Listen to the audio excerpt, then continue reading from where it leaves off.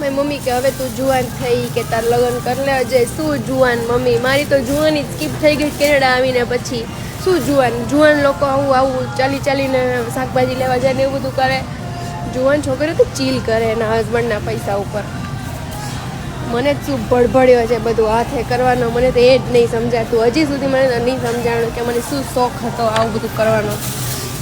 અને તો હજી તો મારી અકલ ઠેકાણે આવી જ નથી. ભગવાન જેવી તારી ઈચ્છા. બીજું આ જો પેલા મારા માટે ટમેટા વીણું, લગ્ન પછી અમારે બે માટે વીણું. એ શું જુવાન થઈ. જુવાનના નામે મને ખાલી ઉંમર જ વધે છે. વાળ જો મમ્મી અહીંથી ટકો પડવા માંડ્યો છે. આ બધું સ્ટ્રેસના લીધે, આમ ને તેમ ને શિફ્ટ ઉપર આવું થયું ને આ થયું ને વળી ઘરનાઓમાં રહેતા હતા ઘરે આવું થયું ને આ લપ ને આ લપમાંથી ઊંચીના નથી આવતા ઘરની ને જોબની. એના લીધે ટકી પડી ગઈ મારે. હવે ખબર એક એવું કપલ ઘણીવાર દેખાઈ જાય કે જેમાં છે ને અંકલને એકદમથી ટાલ થઈ ગઈ હોય અને આંટી હજી એકદમથી સ્વીટ 16 લાગતી હોય.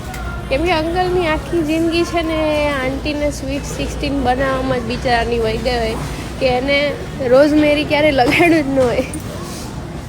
મને લાગે છે કે હું હવે આજના જમાના પ્રમાણે છે ને હું એ આંટી બનીશ કે મારા જે પાર્ટનર હશે ને મને તો જોઈને જ ડિપ્રેસ થઈ જવાય છે આ વિચારીને કે આજકાલ મને એવું લાગે છે કે એ મારા પૈસે જલસા કરશે અને હું ટાલકી થઈ જઈશ, ટકલી. બિચારા અંકલને મારી જેમ અહીંથી ટાલ પડી ગઈ હોય પણ આંટી ઓહો નેક્સ્ટ લેવલનો.